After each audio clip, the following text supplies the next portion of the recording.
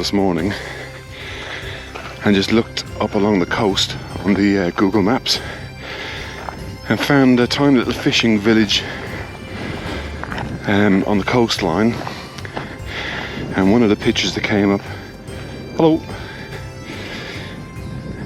was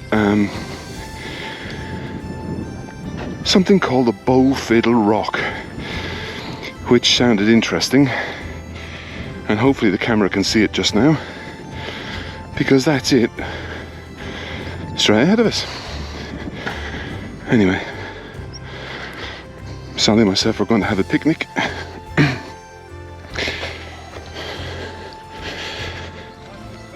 At the Fiddle Rock, just down in that little cove. It's beautiful.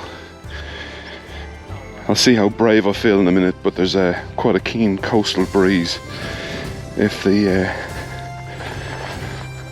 drone behaves itself, I may put the drone up, but I'm not holding out for. I'm not holding my breath on that one.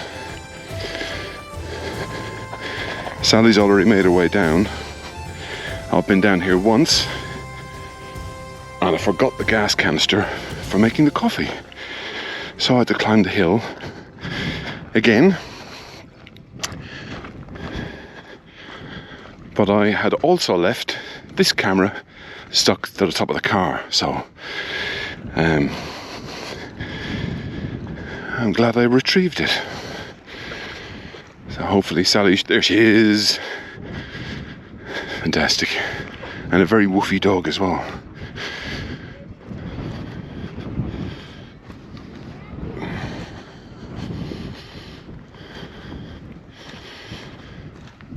I'll lift this on the roof.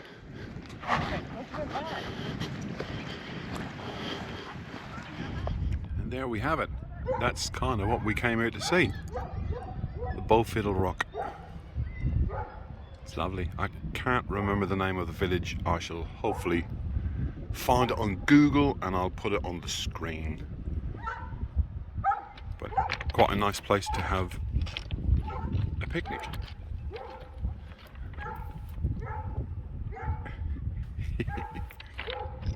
It's fab.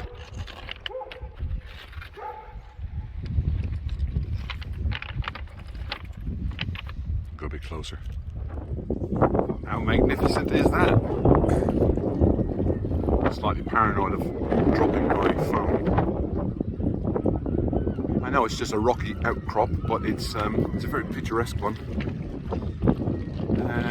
I'm guessing, no, I'm no expert. I reckon that was flat level land and it's kind of flumped down. It's technical, that flumped. It looks almost like it's volcanic. A beautiful dog was barking at me earlier.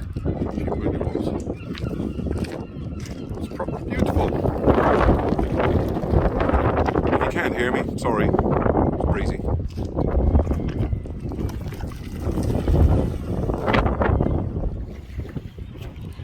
Can't get over just how clear and clean the water is. It's beautiful.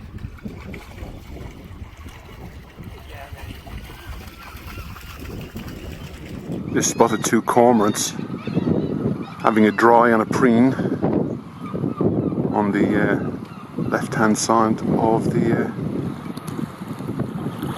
Fiddle.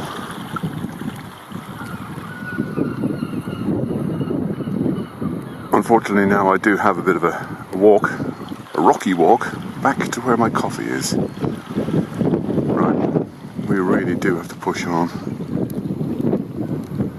Is he going to extend his wings out? Yeah, there you go, look, he's got his wings out. Oh, and it's out of focus. Come on, focus, focus, focus. Lovely. Yeah, he's drying his wings. Quick little 360 before we go. While we catch our breath at the top of the hill. That's what you call a romantic area to have a picnic. Slightly breezy. There she is.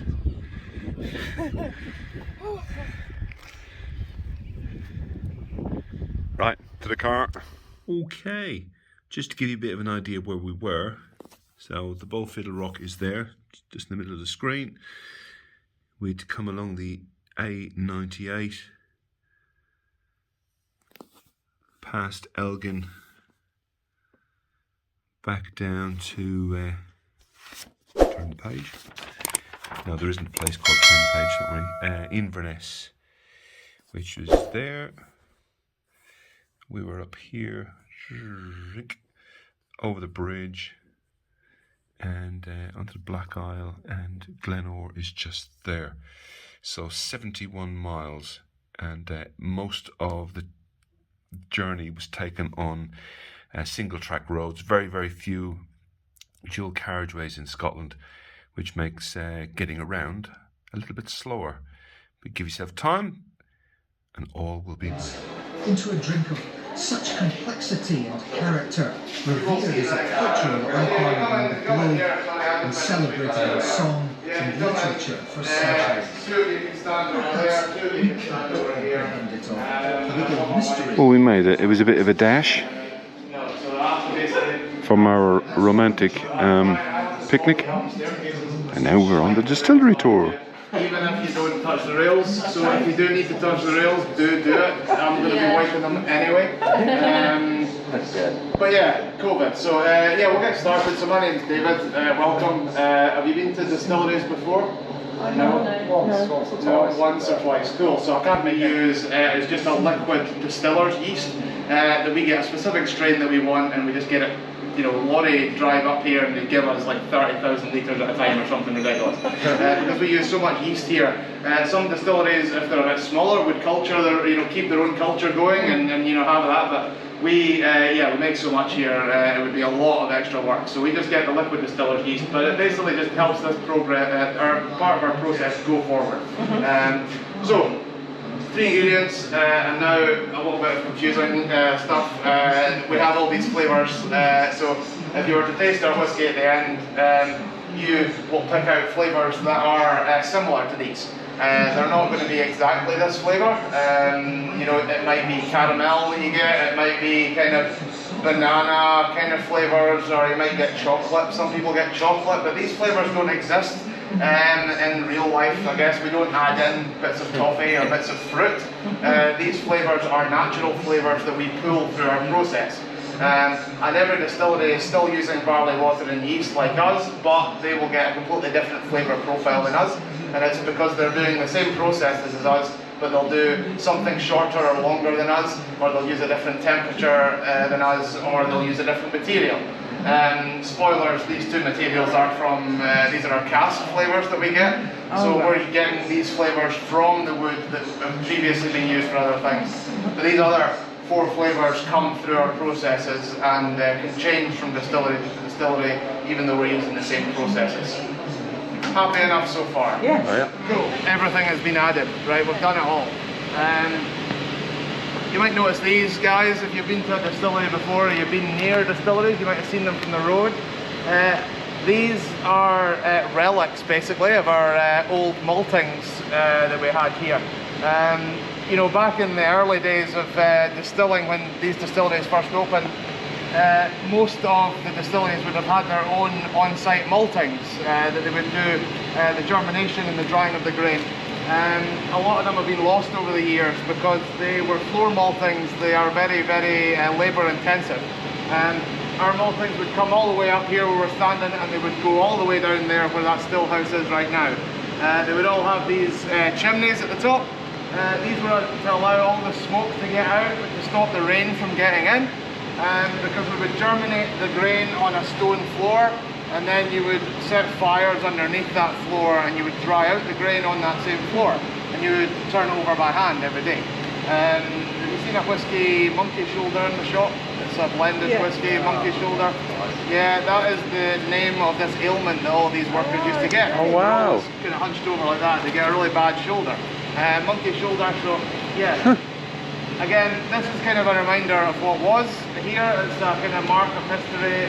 We did them up, and they look quite shiny and new, because we did them up when we knocked all of it down. But in this room here is basically a copy of what we're about to see in here, except that room's bigger. It's the same with this one. That still house is smaller than that one, but they're the same, kind of. So yeah, we'll go in here and we'll see how we get started. We're on the floor, right? Separated halfway with some very fine slitted floors. And in there we're going to add 12.5 tons of this grit powder, and then 55,000 litres roughly of hot water. And then we're going to mix this around for 6.5 hours, and this is one batch. And one batch of this will fill up one of these wooden things behind you. So yeah, you can have a little look through two of you, and then you can have a look. This is what we call that a mash. And yeah. For the heat, you can. I know, so yeah, you can just about see it moving around. 65, 70 degrees in there. That's amazing. This is the coldest room of the tour. Coldest room of the tour. So it comes out of that big stainless steel. I don't know if you could see it, but I could just. And then goes into one of the wooden container thingies, like the guy said over here. Just have a little, stick your head in there. Oh wow! Oh wow!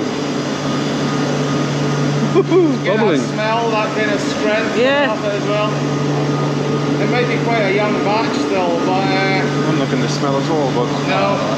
I'll take your word for it. Take my word for it. You'll smell it. It might be quite a young batch in there. Now you can see it's moving away. He just said is each one of those wooden drums, which goes right down. You can see down through the grated floor, holds 55,000 litres. That's about 9% volume of alcohol at the moment.